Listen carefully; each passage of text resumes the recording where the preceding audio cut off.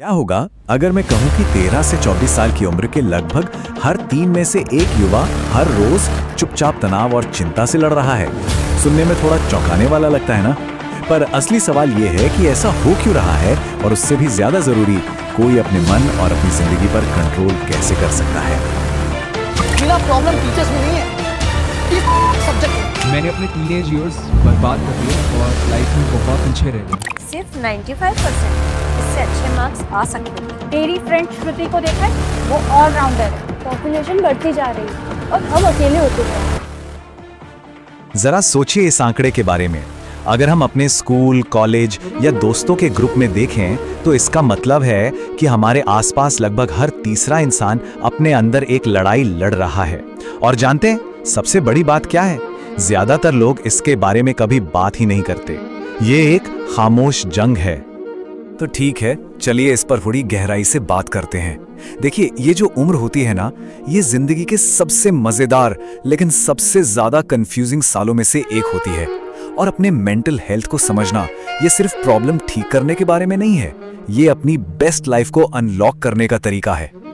अब बात करते हैं उन खास चैलेंजेस की जो आज की पीढ़ी झेल रही है, जो शायद पिछली पीढ़ियों ने कभी महसूस नहीं किए। सच तो यह है कि आज की दुनिया में बड़ा होना पहले जैसा आसान नहीं रहा। तो ये दबाव दिखता कैसा है? ये हैं वो कुछ बड़े कारण जो मेंटल हेल्थ पर असर डालते हैं। सोशल मीडिया, पढ़ाई का स्ट्रेस, अपनी पहचान खोजने की जद्दोजहद, अकेलापन और फेल होने का डर। चलिए एक एक करके इन पर बात करते हैं। इंस्टाग्राम और टिकटॉक जैसी जगहों पर ऐसा लगता है मानो हर कोई अपनी जिंदगी का बेस्ट वर्जन जी रहा है ना?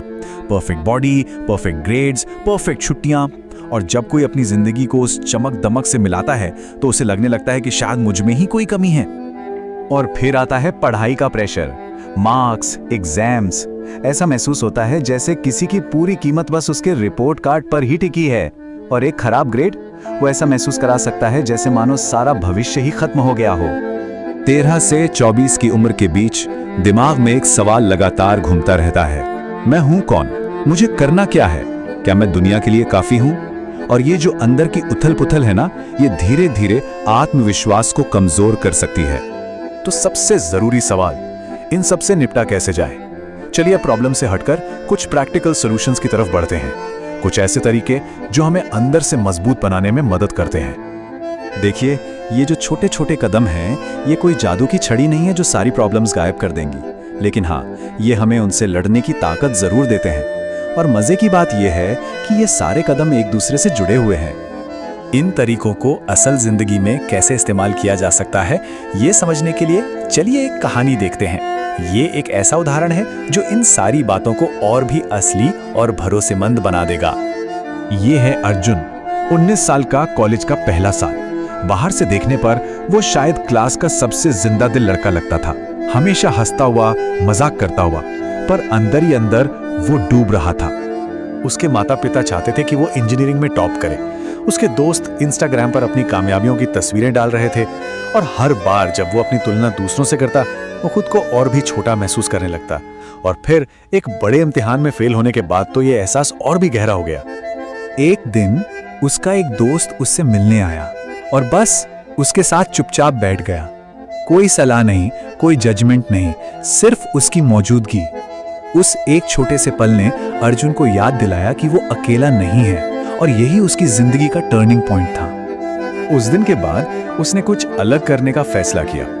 उसने हर रात बस 5 मिनट अपने विचारों को लिखना शुरू किया, जिसे हम जर्नलिंग कहते हैं। फिर उसने हिम्मत करके एक कैंपस सपोर्ट ग्रुप ज्वाइन कर लिया। ये सीधे तौर पर मदद मांगने और सपोर्ट नेटवर्क बनाने वाले कदमों से जुड़ता है ना?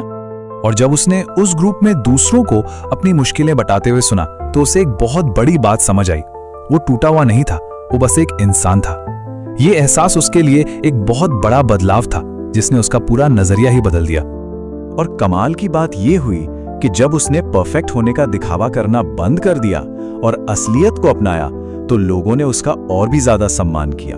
उसके ग्रेड सुधरे, लेकिन सबसे जरूरी बात, उसे फिर से जिंदा महसूस होने लगा। तो अर्जुन की कहानी और इस पूरी चर्चा से हम क्या सीख सकते हैं? चलिए उन सबसे जरूरी बातों को एक बार फिर से दोहराते हैं जो पर्सनल ग्रोथ के लिए बहुत जरूरी हैं। यहाँ 3 मुख्य बातें हैं। पहली, अगर आप संघर्ष कर रहे हैं तो आप अकेले नहीं हैं, ये बहुत आम है। दूसरी, छोटी छोटी आदतें जैसे किसी से बात कर लेना या अपने विचारों को लिखना बहुत बड़ा बदलाव ला सकती हैं।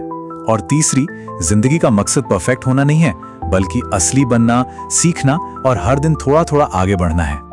तो सवाल ये है कि अगर ये साल हमारी जिंदगी की ट्रेनिंग है, तो अपने मन की देखभाल करना सबसे जरूरी स्किल है। इसे नजरअंदाज नहीं करना चाहिए, इसे छिपाना नहीं चाहिए, इसे अपनाना चाहिए। तो आज अपनी कहानी को अपनाने के लिए वो एक छोटा सा कदम क्या हो सकता है?